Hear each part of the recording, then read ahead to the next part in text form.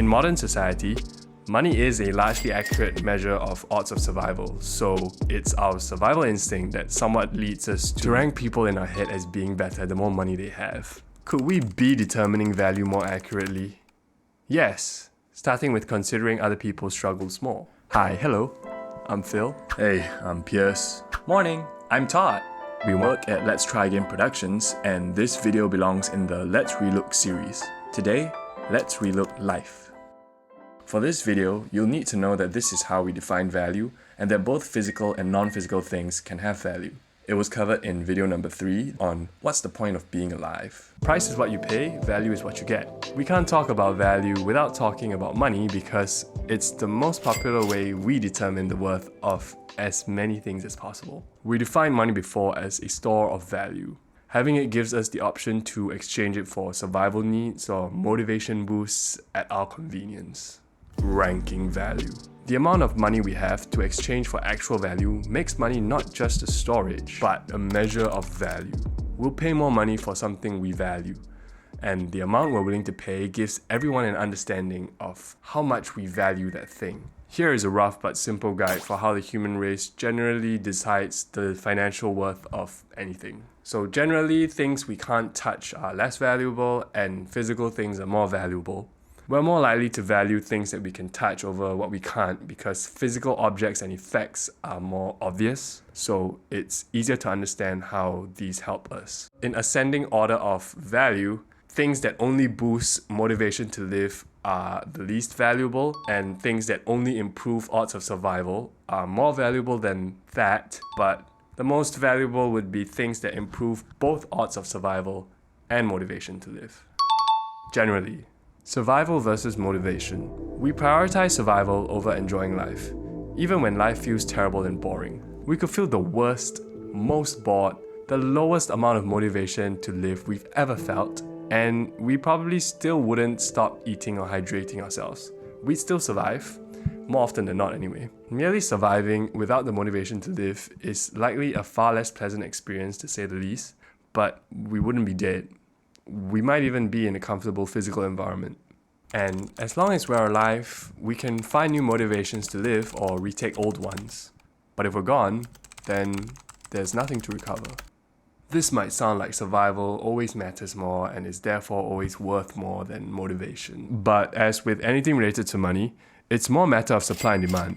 So whether we're selling motivation or survival, high demand and low supply leads to a high price or salary, and vice versa. A high salary implies someone is in high demand and low supply. If the pay in our industry is generally low, it just means that our industry and everyone in it is either not rare or not in demand. There are possible solutions like encouraging demand, using hype, trends, or plain old misinformation, or convincing people you're the only supplier. For example, in a sense, it's obviously better for Taylor Swift if we see her as the only supplier for Taylor Swift songs as opposed to one of the suppliers of pop music. Anyway, if it was so easy, everybody would be rare and in demand. Ranking people. Life can get competitive, so it's generally helpful to have more money than less, except if it starts attracting enemies.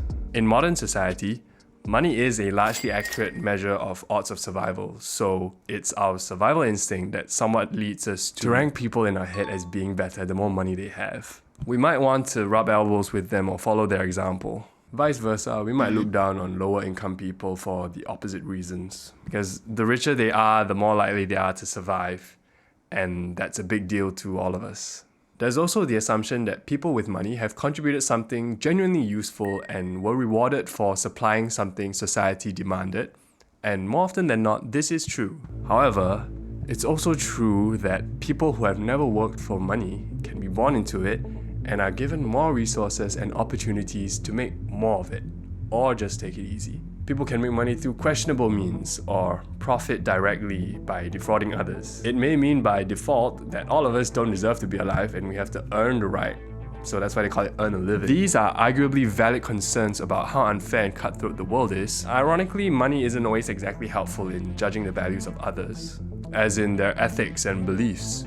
We don't know what motivates them to live, except apparently money, since they have so much of it. So maybe the eat the rich types are already a step ahead in assuming that any affluence entails some level of terrible or even evil. But we're not saying money bad and it make people bad. A rich, kind person, if we can believe that exists, may be better than a poor, kind person. What we are saying is money is blind and can flow to good, generous people, bad, abusive people, and let's not forget just normal people going about their own business. I mean, whether or not the world rewards bad people with more money than the rest is a question for CoffeeZilla.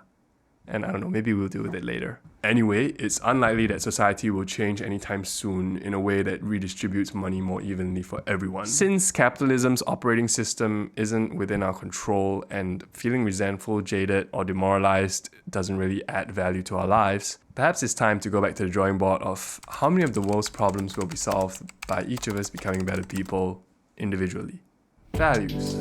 Of course, even if zero problems get solved, a more actionable answer probably has less to do with money and more to do with values, including but not limited to considerateness and empathy, integrity, gratitude, humility, humor, sincerity, generosity, resilience, receptivity, discernment, patience, and so on. These are called values because if everyone applied them, the world might be a better place, and that would be positive. These qualities aren't just things we suddenly have because we decided to. They have to be developed in us, and sometimes this can be a difficult or complex process that may take a long time. However, unlike money, which requires others to buy what we're selling, we have a lot more control over our values and how we act according to them. We might ask, why would I go through so much trouble for something that sounds so hippie woo-woo that could potentially make me boring or easy to take advantage of? Generally, if we can't or won't, then don't. No one's forcing us to develop our values or stick to them. It's alright, really. Whatever we understood values to be, we might at least be able to agree that making ourselves boring or an easy target is probably not going to add value to us or help us add value at large. Being a good person. Let's go back to the fact that we're generally motivated to feel less terrible and bored in life. Terrible can more specifically include distress, depression, pain, struggle, discomfort, and more such synonyms.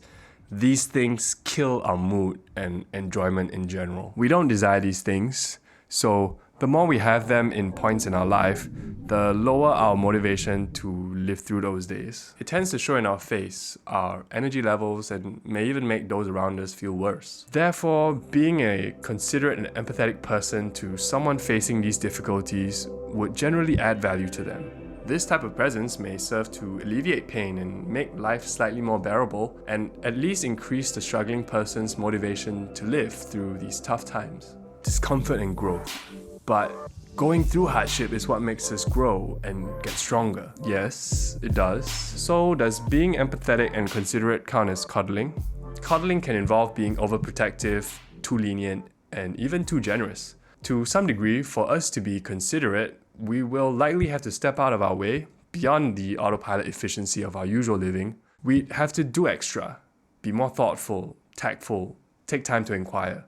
Personally, it's not too much. Showing we care about how someone else feels neither directly makes their life easier, nor does it solve their problems. It just might make them a little more motivated to keep moving forward in hard times. A little additional source of strength. In reverse roles, we don't get to be coddled either, but we can potentially smile when others show us more thoughtfulness and empathy. We don't get to behave badly because we're going through a tough time. Our unfortunate circumstances at the time also don't entitle us to others' kindness. That's their choice.